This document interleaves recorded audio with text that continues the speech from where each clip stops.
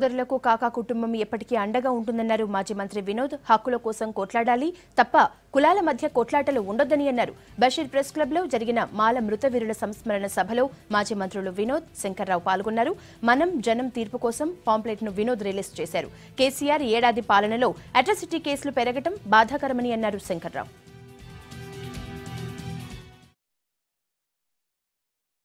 ఈ సభాముఖంగా మీ అందరికి ఒక విశ్వాసం ఇప్పించే బాధ్యత కింద మా కుటుంబం ద్వారా మా నాయన పెట్టిన ఏ రూపంగా ముంగట తీసుకుపోవాలో మన దళిత సోదరులకు మీ అందరికీ విశ్వాసం ఇప్పిస్తున్నాం. సోదరులారా, మీ అంబడి ఎల్లకాలం ఉంటామని సభాముఖంగా. మన దళితులు మనం కింద అనుకోవచ్చు, మనం ఏ లెవెల్లో మనం ఉన్నామో మన కెపాసిటీ మన అంబడే ఉన్నది. మనకు సంబంధించిన హ్యూమన్ వాల్యూస్ని మనం దాన్ని ముంగట తీసుకుపోయే బాధ్యత మన దాంట్లో. మనం అచీవ్ చేసేది ఏంటి? ఒక కాజ్ కోసం కొట్లాడదాం, మన కులం కోసం కొట్లాడదాం, మన సోదరుల కోసం కొట్లాడదాం, మన హక్కుల కోసం కొట్లాడదాం.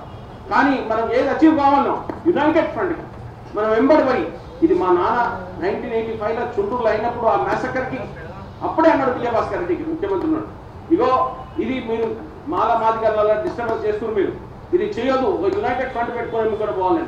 ఆ కార్యక్రమాన్ని ముంగడ తీసుకుపోయే బాధ్యత ఉన్నది. మనకు సంబంధించిన మన దళిత సోదరులందరూ నేను మీ అందరితో నేను రిక్వెస్ట్ చేస్తున్నా, మనవి చేస్తున్నా, ఉన్న ఆశయాలను పెద్ద డాక్టర్ అంబేద్కర్ గారు మా నాన్నగారు ఇచ్చిన ఏ ఎడ్యుకేషన్ ఉన్నదో వాళ్ళు తీసుకుపోయి ఇలా మేము అంబేద్కర్ ఇన్స్టిట్యూషన్ నడుస్తాం. దాదాపు 40,000 స్టూడెంట్స్కి ఫ్రీ ఎడ్యుకేషన్ ఇచ్చి ముందు తీసుకుపోతాం. ఎందుకు? ఇది డాక్టర్ అంబేద్కర్ ఆశయాలు ఉంటే మా నాయనకి ఇచ్చిన ఇన్స్ట్రక్షన్.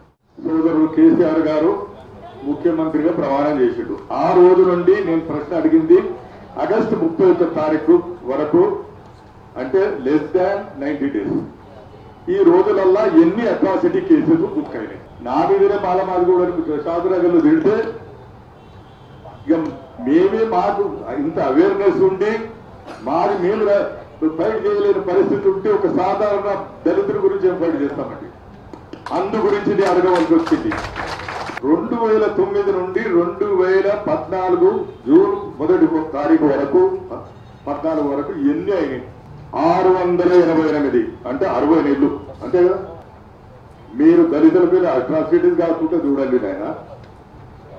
అది చేస్తే మీరు దళితులకు అన్ని చేసినట్టే. బాబాసాహెబ్ అంబేద్కర్ గారి ఇచ్చిన స్ఫూర్తి ఎడ్యుకేట్, ఆర్గనైజ్ అండ్ ఎడ్యుకేట్. ఇవాళ అసెంబ్లీలో బాబాసాహెబ్ అంబేద్కర్ స్టాచ్యూ వచ్చిందంటే నేను వాయువు మౌన్